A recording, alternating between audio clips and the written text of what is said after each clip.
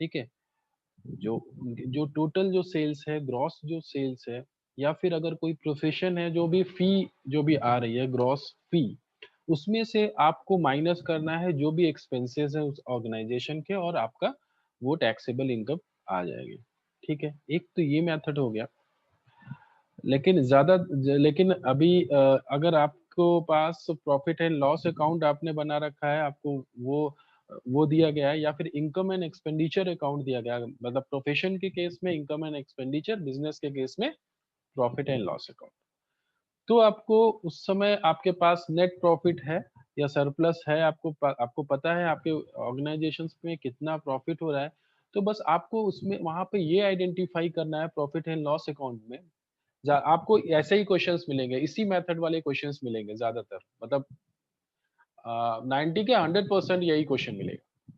ठीक है, तो यहाँ पर आपको प्रॉफिट एंड लॉस अकाउंट दिया रहेगा या फिर इनकम एंड एक्सपेंडिचर अकाउंट दिया रहेगा। अभी प्रॉफिट एंड लॉस अकाउंट में आपको जो भी एक्सपेंसेस हैं जो कि इनकम टैक्स एक्ट ने अलाउ नहीं किया हुआ है, और उस सारे एक्सपेंसेस को आपने डेबिट किया हुआ है प्रॉफिट एंड लॉस अकाउंट में, तो उसको एडजस्ट करना पड़ेगा। ठीक है, उसको आपको नहीं दिखाना पड़ेगा।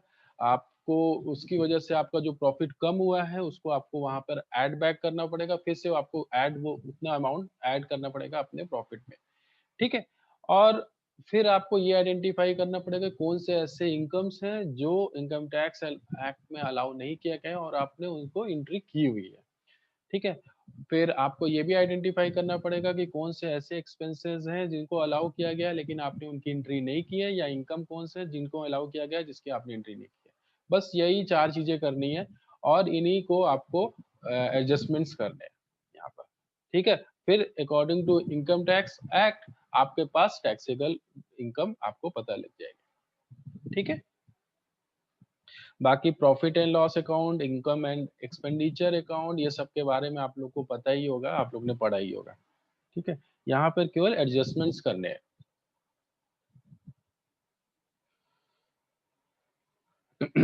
बाद में इसके कुछ जो प्रैक्टिकल क्वेश्चंस, कुछ न्यूमेरिकल्स बाद में करेंगे, अभी पहले देख लेते हैं theory part. Income chargeable to tax under the head of business profession, कौन कौन सी ऐसी इनकम है जो कि चार्जेबल होती है, जो टैक्सेबल होगी। ठीक है, उसको पहले आइडेंटिफाई करना है, तो आपको पता होना चाहिए कि टैक्सेबल इनकम कौन कौन सी है। तो सबसे पहले इनकम फ्रॉम एक स्पेकुलेशन बिजनेस, कोई भी स्पेकुलेशन से अगर कोई इनकम हो रही है। ठीक है, स्पेकुलेटर्स जो शॉर्ट टर्म के लिए इन्वेस्ट करते हैं, उनके जो गैम्बलिंग वगैरह ये सब स्पेकुलेशन में आते हैं, स्पेकुलेशन बिजनेस में। ठीक है, तो वो सारे इनकम अगर जो भी इनकम हो रही है वो आप बिजनेस प्रोफेशन हेड में ही टैक्सेबल, आप उधर ही उसका टैक्सेशन करोगे, उधर ही वो अमाउंट आपका टैक्सेबल होगा under the head of business profession. अगर कोई इंटरेस्ट मिल रहा है, any interest, salary, bonus, commission, remuneration by whatever name called received by partner of a firm, अगर कोई पार्टनरशिप फर्म है, वहां पर कोई भी जो पार्टनर होते हैं उनको अगर कोई भी अमाउंट मिल रहा है, चाहे वो इंटरेस्ट के लिए मिल रहा है, चाहे वो सैलरी के रूप में के टर्म में मिल रहा हो, चाहे बोनस, कमीशन, रेम्युनरेशन या किसी भी फॉर्म में मिल रहा हो, वो हमेशा टैक्सेबल होगा under the head business profession. आगे बढ़ते हैं। हाँ, गिफ्ट, अगर कोई गिफ्ट मिल रहा है, gift in connection with business profession, any gift और परक्विजिट, आप लोगों को पता ही है परक्विजिट होता क्या है, और benefit received in connection with business profession. ठीक है, वहां पे कनेक्शन होना चाहिए बिजनेस प्रोफेशन का, ये जरूरी है, वरना वो अदर सोर्सेस में जाएगा। ठीक है, अगर अगर जो है बिजनेस या प्रोफेशन से कनेक्टेड नहीं है, कनेक्शन नहीं है, उधर से नहीं आ रहा है जो भी गिफ्ट है, तो अगर अगर सपोज कोई गिफ्ट आ रहा है, रिलेटिव आपको गिफ्ट दे रहा है कोई रिलेटिव, तो वो इधर नहीं आएगा बिजनेस प्रोफेशन में, वो जाएगा अदर सोर्सेस में। ठीक है, लेकिन अगर बिजनेस प्रोफेशन से कनेक्शन है उस गिफ्ट का, सपोज आपके क्लाइंट है, कोई प्रोफेशन है आपका और आपके क्लाइंट ने आपको गिफ्ट किया, तो वो आएगा आपका बिजनेस प्रोफेशन हेड में। ठीक है, similarly if any gift has been received from any client, it will be considered to be income under the head business profession. Example देखिए दिया गया है, if a chartered accountant has received gift of rupees 40,000 from one of his client, it will be considered to be his income under the head business profession. ठीक है, अगर कोई chartered accountant है, उसको गिफ्ट मिल रहा है 40,000 रुपीज का, जिसकी वैल्यू है उस गिफ्ट की, और उसको अपने क्लाइंट से वो गिफ्ट मिल रहा है, तो वो टैक्सेबल होगा under the head business profession. अगर यही चार्टेड अकाउंटेंट को, अगर इसी इंडिविजुअल को, अगर इसी एसएससी को अगर 40,000 रुपए का जो गिफ्ट है इसका कोई रिलेटिव देता है, तो आप यहाँ पर उसको टैक्सेबल नहीं होगा, इस हेड में बिल्कुल भी टैक्सेबल नहीं होगा, ये होगा इनकम फ्रॉम अदर सोर्सेज में टैक्सेबल। ठीक है, नेक्स्ट एग्जाम्पल, टैक्स लिमिटेड। कोई कंपनी है, कोई ऑर्गेनाइजेशन है जिसका नाम है tax limited, has engaged one advocate with regard to its legal proceedings. The company has provided him facility. अभी कंपनी इनको जो अभी टैक्स लिमिटेड है, जो उनके क्लाइंट कंपनी है, ठीक है, वो इनको फैसिलिटी प्रोवाइड कर रही है, इस इनको क्या, the company has provided him facilities of free traveling, boarding, lodging, and has incurred rupees 10,000, 10,000 रुपए की आप उनको परक्विजिट समझ लीजिए प्रोवाइड कर रहा है। ठीक है, जो फैसिलिटी प्रोवाइड कर रहा है वो मॉनेटरी टर्म में नहीं है, नॉन मॉनेटरी टर्म में है, तो वो क्या होगा, परक्विजिट्स। तो वो उसकी वैल्यू 10,000 रुपए है, 10,000 rupees. This will be considered to be professional receipt of the advocate, और ये आपका जो भी टैक्सेबल होगा वो under the head of business and profession. Next, payment for not pursuing any business activity और प्रोफेशन, नॉन कम्पीट फी। यहाँ पे ये बोला गया कि आप अगर कोई भी बिजनेस एक्टिविटी कर रहे हो या कोई प्रोफेशन कर रहे हो, उस तो वहां पे जो भी चीजें आप परफॉर्म कर रहे हो, जो भी टास्क परफॉर्म कर रहे हो, उसको ना करने के लिए अगर कोई आपको बोले और उसके उसके बदले में आपको कोई अमाउंट दे, तो that amount also will be taxable under the head business profession. ठीक है, if any person has received any payment from any other person for not pursuing any business activity or profession, payment has been received for closing down the business, it will be considered to be income under the head business profession।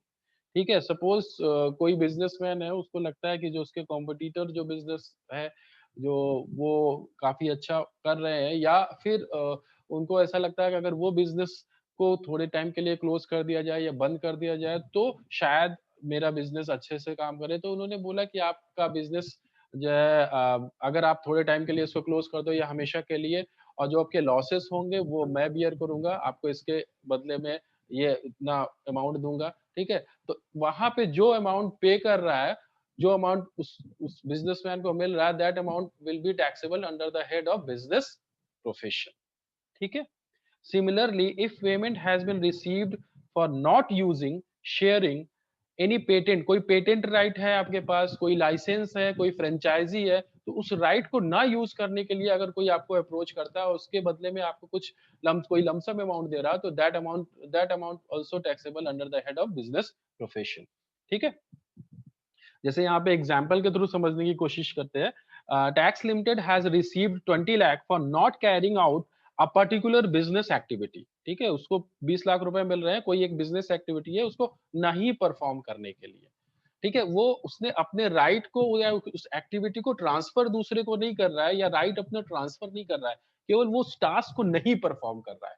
ठीक है, ऐसा नहीं कि मान लो suppose आपके पास patent right है, आपने उसको ना करने के लिए पैसे ले रहे हो, उसको ट्रांसफर अगर आपने किया तो वो दूसरी चीज है कि आपने दूसरे को ट्रांसफर कर दिया कि हाँ आप मेरे राइट को आप यूज कर सकते हो, मगर यहाँ ऐसा नहीं है। बस यहाँ पर क्या है टास्क कि आपको वो काम करना ही नहीं है, दूसरा भी नहीं कर सकता, आपके राइट को दूसरा नहीं यूज कर सकता, लेकिन आपको भी नहीं करना। ठीक है, उसके बदले में आपको पैसे मिल रहा है। ठीक, तो tax limited has received 20 lakh for not carrying out a particular business activity. In this case, the amount so received shall be considered to be income of the assessee.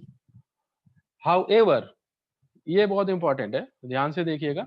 However, any sum whether received or receivable in cash or kind on account of transfer of right to manufacture, produce or process any article or thing, or right to carry on any business or profession which is chargeable under the head capital gain। जो अभी मैंने जैसे बताया था कि अगर आप उस राइट को जो भी आपको जो भी राइट मिले, राइट टू मैन्युफैक्चर या जो भी आपका पेटेंट राइट है, तो उसको अगर आप ट्रांसफर कर रहे हो किसी दूसरे को, ठीक है, तो उस कंडीशन में अगर आपको जो भी पैसे मिल रहे हैं, जो अमाउंट मिल रहा है, जो लमसम अमाउंट मिल रहा है, that amount will be taxable under the head of capital gain. मतलब आपके राइट को दूसरा यूज कर सकता है। लेकिन यहाँ पर हम लोग बिजनेस प्रोफेशन में बात कर रहे हैं कि आपको टास्क ना परफॉर्म करने की बात केवल हो रही है, दूसरा उसको यूज नहीं कर सकता। क्लियर है सभी को ये पॉइंट? कोई डाउट तो नहीं है? अगर ट्रांसफर कर रहे हो तो कैपिटल गेन, अगर आप नहीं करने का टास्क जो है, नहीं करने का कॉन्ट्रैक्ट कर रहे हो उस टास्क को, तो वो बिजनेस प्रोफेशन। किसी को डाउट तो नहीं है अभी? ओके, कोई रिस्पांस नहीं है, मतलब कि मैं मान के चलता हूँ नहीं है, ठीक है। सर हाँ कैपिटल गेन में भी उसको पैसे मिलेंगे? हाँ बिल्कुल, दोनों देखो, दोनों चीजों में उसको पैसे तो मिल ही रहे। कैपिटल गेन का मतलब है आपने अपने राइट को बेचा, सेल किया, ट्रांसफर किया। अगर मैं अपने एसेट को ट्रांसफर कर रहा हूँ किसी दूसरे इंडिविजुअल को, तो वो कैपिटल गेन होगा। लेकिन यहाँ पर ये चीज है, दोनों में आप सेल तो, दोनों में आप जब आपको अमाउंट तो मिल ही रहा है। यहाँ पर आप कर रहे हो कि आपको उस बिजनेस एक्टिविटी को परफॉर्म नहीं करना है, केवल आप दूसरे को वो राइट ट्रांसफर नहीं कर रहे हो कि दूसरा वो बिजनेस एक्टिविटी कर सकता है, वो या वो लाइसेंस आपने दूसरे को दिया, वैसा नहीं कर रहे हो, बस आपको नहीं करना है और इसलिए आप वो कॉम्पनसेशन ले रहे हो। Okay sir. ठीक है, okay. Next, any compensation received or receivable, whether revenue or capital, in connection with termination or modification of terms and condition of any contract relating to its business shall be taxable as business income। मतलब यहाँ कहने का ये है कि अगर कोई contract किया, कोई बिजनेसमैन है, सपोज कोई बिजनेस है, उन्होंने कॉन्ट्रैक्ट किया हुआ है, सपोज उनको रॉ मटेरियल चाहिए होता है, तो उन्होंने अपने सप्लायर से कॉन्ट्रैक्ट किया हुआ है और आज से 6 महीने बाद, आफ्टर 6 मंथ, उन्होंने बोला कि हाँ ये आपका ये रॉ मटेरियल है जो मैं आफ्टर 6 मंथ आपसे खरीदूंगा और ये इसका प्राइस है, ठीक है, इतना ही प्राइस रहेगा आफ्टर 6 मंथ। अभी प्रॉब्लम क्या हुई, आफ्टर 6 मंथ सप्लायर ने बोला नहीं, अभी मेरे साथ प्रॉब्लम है, अभी मैं आपको वो सप्लाई नहीं कर सकता, वो डिलीवर नहीं कर सकता, ठीक है। तो अभी क्या होगा, कॉन्ट्रैक्ट में मॉडिफिकेशंस करने पड़ेंगे, चेंजेस करने पड़ेंगे। अभी आपने बोला नहीं, ऐसा तो मेरे लिए पॉसिबल नहीं है, मेरा तो वही प्रोडक्शन रुक जाएगा, मुझे इतना लॉस हो जाएगा, ठीक है, आपको कॉम्पनसेट करना पड़ेगा। तो फिर सप्लायर ने बोला ठीक है, आपको कॉम्पनसेशन इसके बदले में हम आपको कॉम्पनसेट कर देंगे, ठीक है। तो वो जो अमाउंट है, that amount also taxable under the head of business profession. जो वो जो कॉम्पनसेशन है, ठीक है, जो मॉडिफिकेशंस कराए जा रहे हैं, या अगर आप उस कॉन्ट्रैक्ट को टर्मिनेट कर रहे हो, ठीक है, तो तभी भी आपको लॉस होगा। तो वो लॉस को बियर करने के लिए आपको वो जो भी सप्लायर होगा या जिससे भी आपने कॉन्ट्रैक्ट किया होगा, वो एक सप्लायर भी हो सकता है, वो एक बायर भी हो सकता है, ठीक है, वो कैसा भी कॉन्ट्रैक्ट हो सकता है। आप सेल करने का कॉन्ट्रैक्ट भी कर सकते हो, बाय करने का भी कॉन्ट्रैक्ट कर सकते हो। तो अगर जो भी टर्मिनेट कर रहा होगा, वो भाई वो कुछ, अगर मुझे लॉस हो रहा है तो मुझे वो कॉम्पनसेट करेगा, ठीक है। तो वो जो कॉम्पनसेशन अमाउंट है, that amount also taxable under the head of business profession. Next, payment under की मैन इंश्योरेंस पॉलिसी। अभी की मैन इंश्योरेंस पॉलिसी क्या होता है देखते हैं।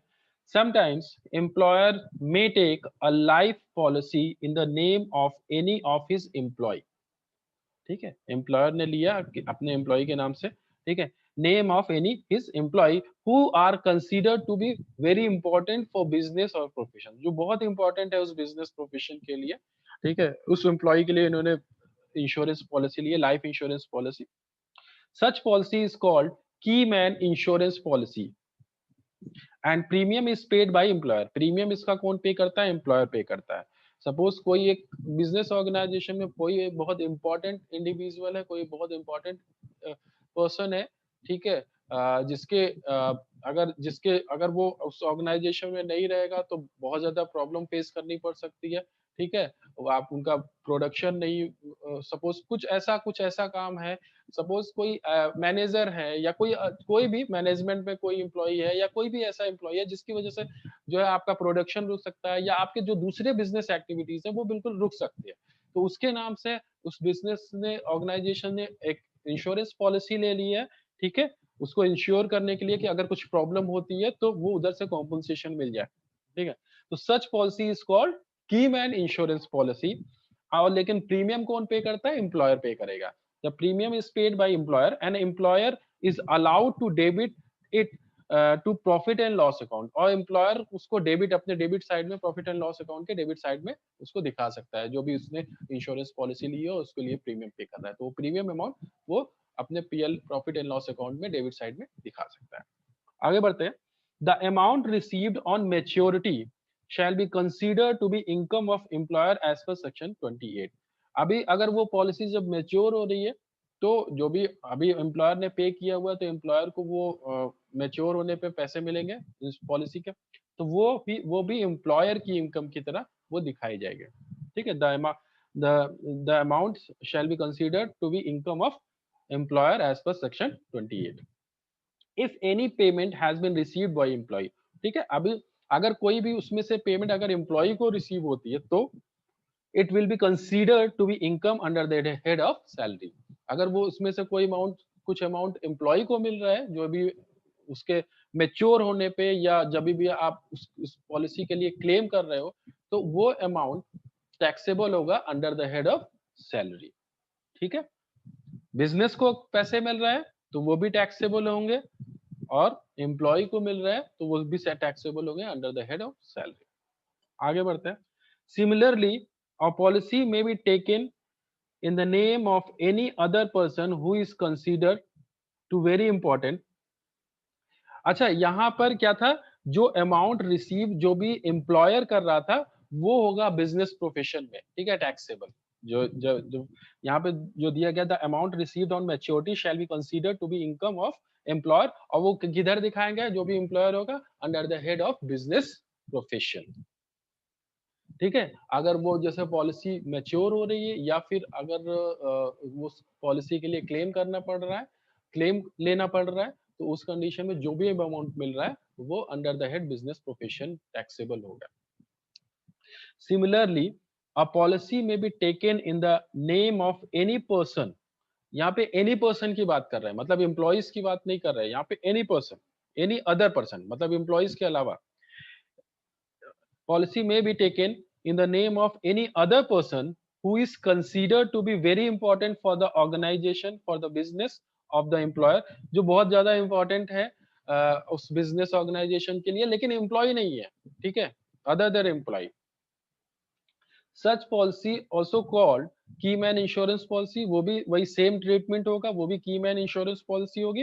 And if payment has been received by such other person it will be considered to his income under the head of other sources. तो अगर हम उस अदर पर्सन की बात करें, उसको अगर कोई पेमेंट मिल रहा है तो वो उसके अदर हेड, जो भी अदर सोर्सेज वाला हेड है उसमें टैक्सेबल होगा। यहाँ पर अगर हम लोग देखो, ये अदर सोर्सेज को भूल जाओ, इनकम फ्रॉम सैलरी भूल जाओ, वो हम लोग बाद में देखेंगे। इनकम फ्रॉम सैलरी देख चुके हैं, अदर सोर्सेज आगे देखेंगे, इसको दोनों पॉइंट को भूल जाओ। अभी इसमें हम लोग के लिए इंपॉर्टेंट पॉइंट क्या है कि जो भी बिजनेस ऑर्गेनाइजेशन है उसके लिए क्या, कौन सा अमाउंट टैक्सेबल है। उसके लिए वो अमाउंट टैक्सेबल है जो भी उसने एम्प्लॉय के लिए पॉलिसी ली हुई है, और वो पॉलिसी जब मेच्योर हो रही है, उस की मैन पॉलिसी, तो उस कंडीशन में जो भी पैसे एम्प्लॉयर को मिल रहे हैं या अगर उस पॉलिसी के लिए कोई क्लेम किया जा रहा है उसमें जो अमाउंट एम्प्लॉयर को मिल रहा है, that amount will be taxable under the head of business profession. बस आपको इतनी बात याद रखनी है। ठीक है, आगे बढ़ते हैं। Export incentives. Export incentives government देती है बिजनेस ऑर्गेनाइजेशन को, जिससे ज्यादा वो प्रमोट करने के लिए ज्यादा से ज्यादा लोग एक्सपोर्ट करें। If any manufacturer is exporting the goods manufactured by him, in such cases he may be given certain incentives by government।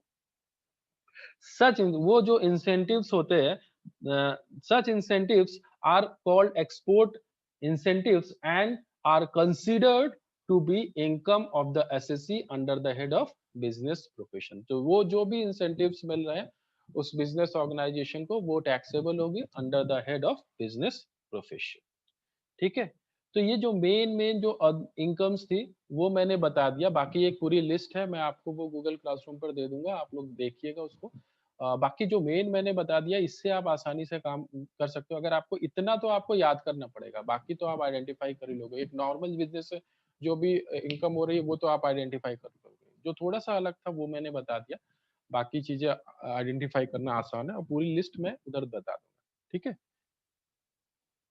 आगे बढ़ते हैं।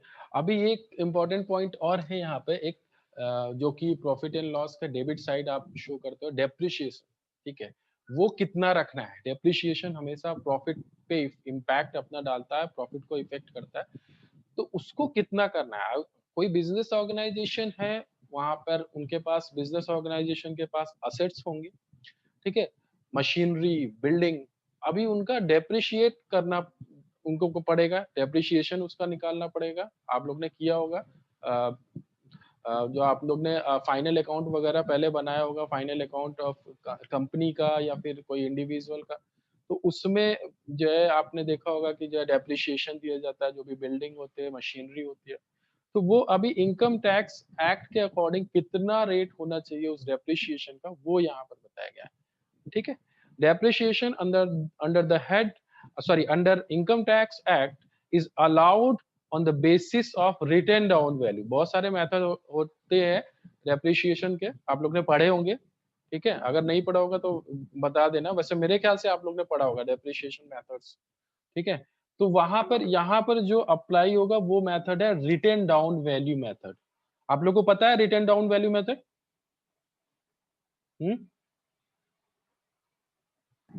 हाँ सर, पता है सर। ओके, चलो फाइन, चलो बढ़िया। तो रिटन डाउन मेथड ही यहाँ पर केवल अप्लाई करना है, और कोई मेथड यहाँ पर नहीं अप्लाई करना है। और ये सारे रेट ऑफ डेप्रिशिएशन दिए गए हैं, चाहे वो बिल्डिंग हुआ, जहाँ पे अलग अलग रेसिडेंशियल बिल्डिंग है तो 5%, कमर्शियल है तो 10%, उसके बाद फर्नीचर एंड फिटिंग्स, ये थोड़ा बहुत याद होना चाहिए। ठीक है, जैसे बिल्डिंग का कमर्शियल है 10%, residential 5%, furniture 10%, plant and machinery 15%। ठीक है, ऑयल वेल अलग अलग, ये जैसे प्लांट एंड मशीनरी हो गया, ये याद होना चाहिए। मोटर कार हो गया, ये याद होना चाहिए। कंप्यूटर 40%, ये याद होना चाहिए। ये मेन जो है ये याद होना चाहिए, बाकी तो जो है वो क्वेश्चन में दिया जाएगा। बाकी इतना सब कुछ याद करने की जरूरत नहीं है, लेकिन थोड़ा बहुत जो इंपॉर्टेंट चीज है, जैसे कि बिल्डिंग, फर्नीचर, आपका machinery and plant, motor cars, computers, ये याद होना चाहिए। और करते करते ये याद हो भी जाता है। Computers 40%, books, pollution control equipments, और भी बहुत सारी चीजें हैं। इसमें बहुत बड़ी लिस्ट है, ये मैं वो भी दे दूंगा। ठीक है, इंटेंजिबल असेट्स भी आते हैं, शिप, ठीक है, गुडविल, पेटेंट, ये भी है यहाँ पर। ठीक है, आगे बढ़ते हैं। As per section 32, set off of depreciation or loss is compulsory, मतलब वो कंपल्सरी है, not voluntary. If depreciation or loss can be adjusted, it has to be adjusted। ठीक है, तो ये कंपल्सरी है। आगे इसको कंप्यूट कैसे करना है वो इंपॉर्टेंट है यहाँ पे।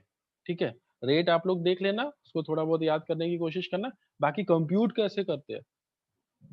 वैसे रेट ज्यादातर क्वेश्चंस में दिए रहते हैं। ठीक है, बहुत कम ऐसे चांसेस होता है कि रेट ना दिया हो, लेकिन फिर भी थोड़ा बहुत याद होना चाहिए।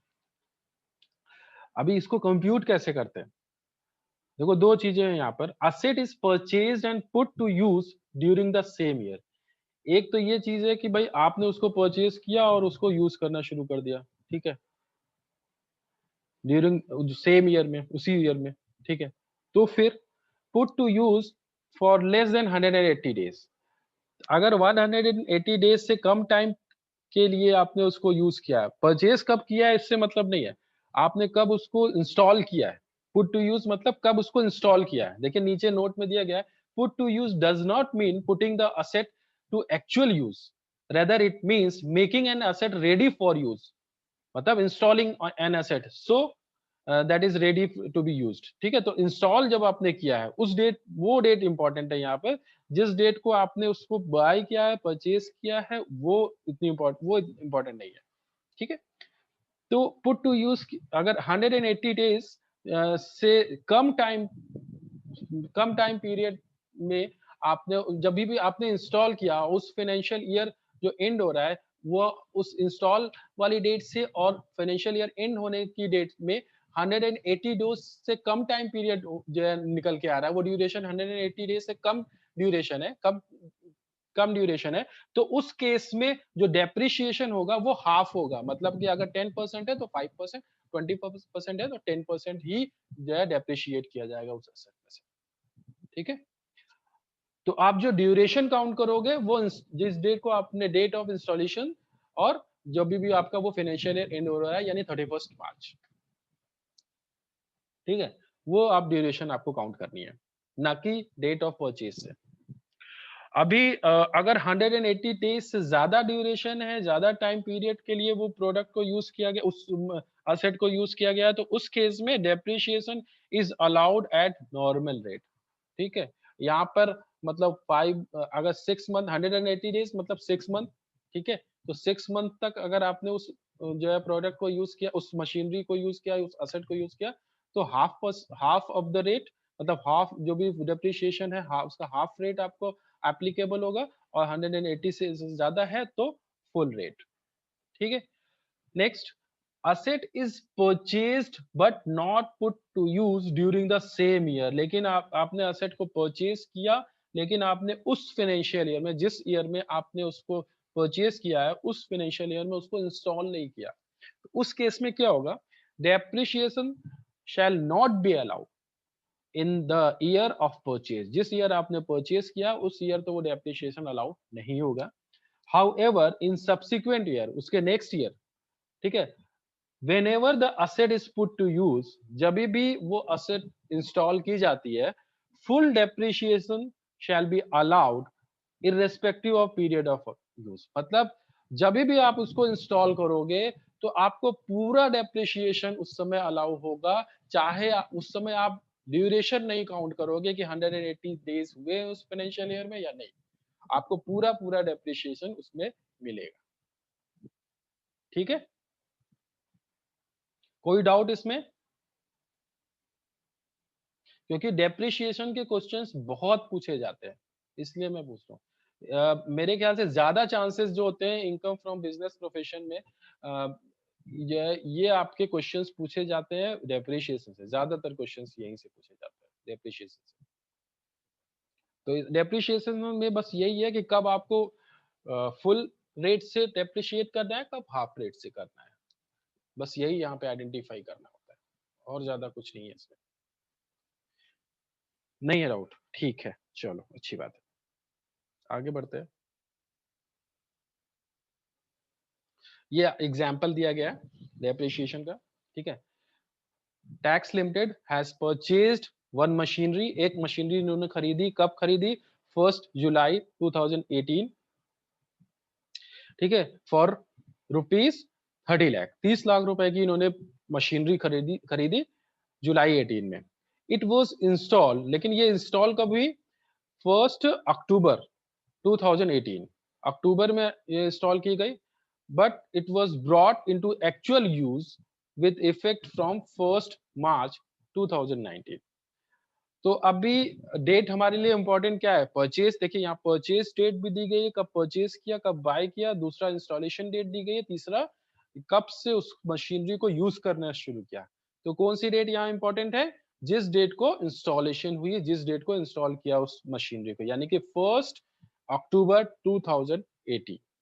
ठीक है, in this case depreciation shall be allowed।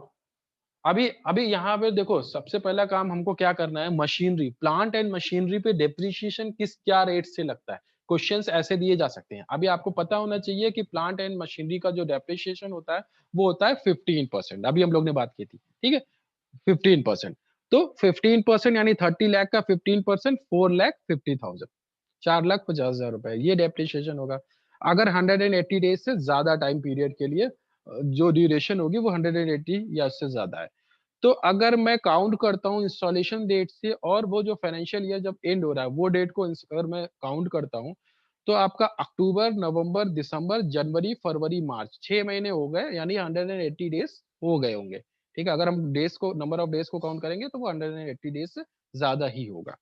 तो उस केस में आपको फुल रेट से डेप्रिशिएशन आप कैलकुलेट करोगे, यानी कि 15% ऑफ 30 लाख, यानी कि 4,50,000। सभी को क्लियर है ये? इन above case, if the asset is installed on 10th आपका अक्टूबर 2018, अगर देखिए यहाँ पे क्या किया, 1 अक्टूबर को किया था, अगर अगर इसी केस में अगर ये 10th अक्टूबर को करते इंस्टॉल, तो उस केस में डेप्रिसिएशन हाफ हो जाता, क्योंकि वो 180 डेज से कम ड्यूरेशन हो जाता, उस टाइम पीरियड 182 डेज से कम हो जाता। तो वो आपको फिर हाफ रेट से, यानी कि 7.5%, ठीक है, 7.5% आपको डेप्रिसिएशन ही अलाउ होगा। ठीक है, तो उस केस में आपका डेप्रिसिएशन हो जाएगा 2,25,000। ठीक है, किसी को डाउट इस दोनों पॉइंट में? यार कुछ भी प्रॉब्लम है तो बता दो। नहीं है, चलो ठीक है। If the asset was not at all installed in the year 2018-19, अभी एक तीसरा केस है, मतलब कि यहाँ पर उसको इंस्टॉल किया ही नहीं गया, मतलब 18-19 में खरीदा कब, क्या 1 जुलाई 18, अभी इन्होंने 31 मार्च 19 तक उसको इंस्टॉल किया ही नहीं। ठीक है, if the asset was not at all installed in the year 18-19, तो डेप्रिशिएशन कितना अलाउ होगा? नील। 18-19 के लिए नील, कोई भी डेप्रिशिएशन आपको अलाउ नहीं होगा, क्योंकि आपने उस ईयर उस मशीनरी को इंस्टॉल ही नहीं किया। आगे बढ़ते हैं। If the asset was installed on 31 मार्च 2020, अभी इन्होंने इंस्टॉल कब किया? 31 मार्च 2020 को इंस्टॉल किया, मतलब खरीदा है 1 जुलाई 18 में और इंस्टॉल किया 31 मार्च 2020 को। तो 18 और 19 में तो इंस्टॉल किया नहीं, क्योंकि 18 जो 19 फिनेंशियल ईयर है वो तो एंड हो रहा है 31 मार्च 19 को। ठीक है, तो वहां तो नील होगा। नेक्स्ट फिनेंशियल ईयर में आ जाते हैं, 1920 में आ जाते हैं। 1920 जो आपका फिनेंशियल ईयर है वो स्टार्ट होता है 1 अप्रैल 2019 से 31 मार्च 2020। तो 31 मार्च 2020 को ही वो इंस्टॉल किया जा रहा है, वो मशीनरी। ठीक है, तो उस फाइनेंशियल ईयर में तो आप इंस्टॉल कर रहे हो, लेकिन एकदम लास्ट डे ऑफ ईयर, मतलब जो भी लास्ट डे है उस डेट को आप जो है आप इंस्टॉल कर रहे हो। केवल एक दिन उस फाइनेंशियल ईयर में केवल एक दिन बचा था, उसी उसी दिन आपने उसको इंस्टॉल किया, तो उस केस में डेप्रिसिएशन कितना होगा? फुल रेट से डेप्रिसिएशन लगाया जाएगा। अभी मैंने बताया था, अगर जो भी सब्सिक्वेंट ईयर है आफ्टर जो जो परचेस ईयर के बाद वाला ईयर, अगर उस ईयर में कभी भी अगर आपने इंस्टॉल किया है, तो उस वहां पे ड्यूरेशन मैटर नहीं करता है। वहां पर अगर आपने इंस्टॉल कर दिया है तो फुल रेट से आपको डेप्रिसिएशन अलाउ होगा। तो यहाँ पे जो डेप्रिसिएशन होगा वो 15% ऑफ 30 लाख, यानी 4,50,000 ही होगा। क्लियर है सभी को? ये वाला in the if the asset was installed in 10/10/2018 depreciation allowed 10 shall 10 be an INR 2,25,000, ये वाला अच्छा, कैसे हो सर? ये नहीं समझ में आया। सर जब देखो यहाँ पर क्या है, उसी ईयर इन्होंने इंस्टॉल किया है, लेकिन जो फाइनेंशियल जो भी इंस्टॉल किया है और जो ईयर वो एंड हो रहा है, ठीक है, इंस्टॉल किया है 10 अक्टूबर 2018, और जो ईयर एंड हो रहा है, जो फाइनेंशियल ईयर एंड हो रहा है 31 मार्च 19। तो जब हम इसको काउंट करेंगे ये ड्यूरेशन को फ्रॉम 10 अक्टूबर 2018 टू 31 मार्च 2019, ये ड्यूरेशन को जब काउंट करेंगे तो ये ड्यूरेशन आपका 180 डेज से कम टाइम पीरियड होगा। ठीक है, वो कम होगा, अगर हम काउंट करेंगे तो वो शायद हो सकता है 175 76 ऐसा कुछ आएगा। ठीक है, तो वो नंबर ऑफ डेज 180 से कम है, तो इस वजह से हाफ रेट डेप्रिसिएशन यहाँ पर केवल अलाउ होगा, यानी कि 7.5% ऑफ 30 लाख यानी 2,25,000। ठीक है, Okay, sir. ठीक है। लेकिन यहाँ पर जैसे मैं अभी बता रहा था, उस ईयर की ये बात तो हो गई, लेकिन अगर जिस ईयर आपने उस मशीन को परचेज किया था, ये केवल रूल उसी ईयर है जिस ईयर आपने उस मशीन को परचेज किया था। लेकिन उसके सब्सिक्वेंट ईयर, मतलब नेक्स्ट या नेक्स्ट टू नेक्स्ट, जब भी आप उसको इंस्टॉल करते हो जिस ईयर, ठीक है, वहां पर आप नंबर ऑफ डेज नहीं काउंट करोगे। ये केवल जो परचेज ईयर है उसके लिए है ये रूल। अगर सब्सिक्वेंट ईयर में अगर आप कभी भी उस असेट को इंस्टॉल करते हो तो वहां ड्यूरेशन से मतलब नहीं होता। वहां पर आप अगर वो जिस ईयर में वो इंस्टॉल कर दिया गया, पूरा पूरा डेप्रिसिएशन अलाउ होता है। ठीक है, तो ये चीज ध्यान रखने वाली है कि ये रूल जो हाफ रेट वाला रूल है, ये केवल परचेज, जिस ईयर आपने परचेज किया मशीनरी को या असेट को, उसी ईयर ही अप्लीकेबल होगा, उसी ईयर ही अलाउ होगा। ठीक है, यहाँ पर देखिए एग्जाम्पल दिया गया है, tax limited purchased one plant and machinery on 1st October 2010. Its written down value as on 1st April 18 is 20 lakh, but it was sold 31st March 2019. ठीक है, अगर कोई भी प्रॉपर्टी, कोई भी असेट अगर आपने खरीदा है और